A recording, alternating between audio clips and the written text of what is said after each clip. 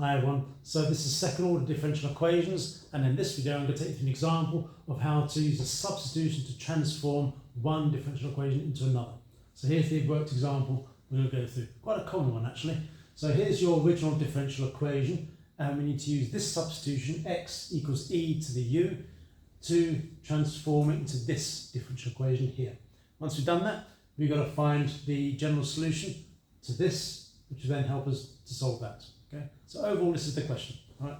So where to start? Well, we need to start with this, x equals e to the u. So just to begin with that. Now what can we do with that?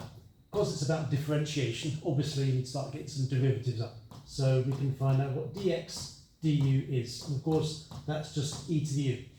Now let's just consider what we need to do to transform that into that. So this one is all in terms of dy dx. So I'm going to write that down here. So dy dx. This one is in terms of dy du. So dy du. And here I've got an expression for dx du. Okay? I need to make use of all three of these derivative terms. And the way to do that is to use a chain rule. Okay? So using the chain rule, if I multiply those together, okay, so if I write dy dx multiplied by dx du, can you see? That would just give me the same as dy du here. And so that's my method, that's my strategy, okay? In knowing I've got dx du and that I need somewhere a dy du and a dy dx, I can combine the three of them just by using the chain rule like that. I'm hoping that makes sense to you. So here, I've just put it more neatly typed up, okay? So we've got this, which means that we need to find dy du. Now since dx du is e to the u, we can just replace that there. So you've got dy du is e to the u, dy dx, okay? And also, when it comes to the transforming the differential equations bit, we can say that since e to the u is also x, then this bit here is just going to be x times dy dx. Okay, I'm hoping you're good with that one. Now, next, we need to find what d2y du squared is. So, in other words, our next target is d2y du squared. Okay, this is the tricky bit. Now, what that means is differentiating this term here. Now, because this has got u in it and this has got x in it, I'm going to go for that one.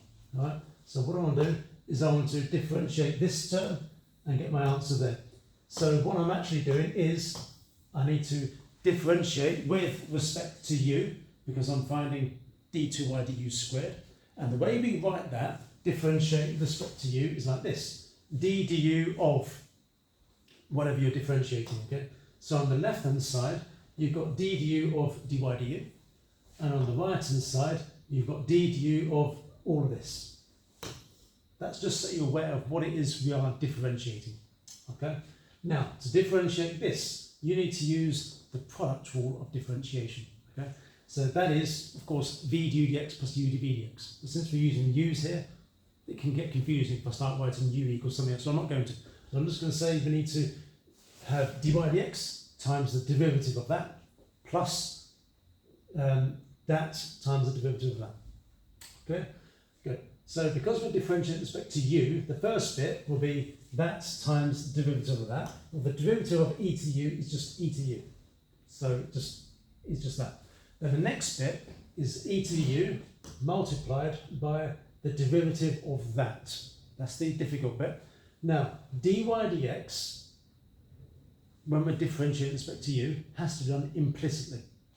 Why is that? Well, if you think about what sort of expression dy dx would be, okay? dy dx will be an expression in terms of x. Because normally you've got y equals, let's just say 3x squared. So dy dx is equal to 6x. So dy dx is an expression in terms of x, but you're differentiating with respect to u. So essentially you're doing dx du. It's important you get that bit because it's really critical to it. So I'll say it again. So you've got e to the u multiplied by the derivative of this. You've got to do that implicitly. So derivative of this, differentiate d2y dx squared, but using implicit differentiation, you must have the multiplied by dx du on the end. Okay?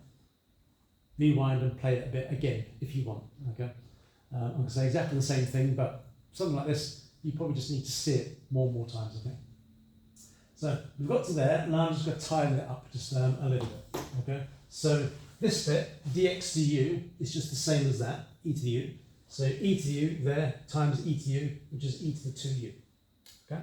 And then finally, because I know that x is e to the u, you've got e to the u, which is x, e to the 2u, which is x squared. So my final result is I've got dy du is that, in terms of x, dy dx, and d2y du squared is that, in terms of x squared, dy dx, d2y dx squared.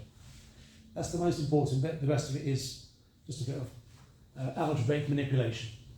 So on this screen here, I've got what we had, so the original differential equation, and then this here and this here, and we just need to substitute it in. Now, there is a strategy to this, okay? Let me just inform you of the strategy. So notice this here is x squared, d2y dx squared, and I've got exactly the same thing there. So what I'm going to do is I'm going to take this bit and make this the subject, x squared d2y dx squared, and that is equal to d2y du squared subtract x dy dx. Happy with that? So when you see my line down by here, you're going to see that's the first step I've done. So this bit here is just the same as that, as I just said, okay? And then next bit, the x dy dx there is just the same as that, of course, x dy dx, which is just dy du. But hang on a minute, I don't really need to replace that, because if you look, I've already got a subtract x dy dx. So if I just keep it as x dy dx, they're just going to cancel, okay? If you do end up replacing that with dy du, then you'd have dy du there, dy du there, and they're cancelled that way, okay? And then follow it through, plus y is equal to 0. So these two, because they're the same, they'll cancel, and you're just left with d2y dx squared plus y equals 0, which was the original question. Transform that into that. So there you go, as required. Right, I'm hoping that you found it useful. Let's go ahead and now solve that, shall we? It should only take a minute or two. So solving this, usual rules apply. It's equal to 0, which means it's a nice straightforward one. So the auxiliary equation is going to be this, m squared plus 1 equals 0. Solve for m, you get m equals I, or negative I. So the rule there is, because you've got two pure imaginary roots, the general solution will look like this. So we'll write that down. So the general solution, y equals a cos u plus b sin u. Don't forget, this was in terms of u. So it's not the final answer. What we need is, we need something in terms of x. So go back to our original substitution, which was x equals e to the u. We use that. You've got to replace u and put x back into it. So from this, make u the subject, u must be natural log of x. So we substitute u into that. It doesn't look particularly nice, but that is our answer. A cosine natural log x plus b sine natural log x. And that's our general solution in terms of x. Okay? Right, hoping you found that very useful. Okay, thank you for watching. I've got more videos coming up, so if you need more practice, more examples, then just start watching now. Thanks, I'll see you again.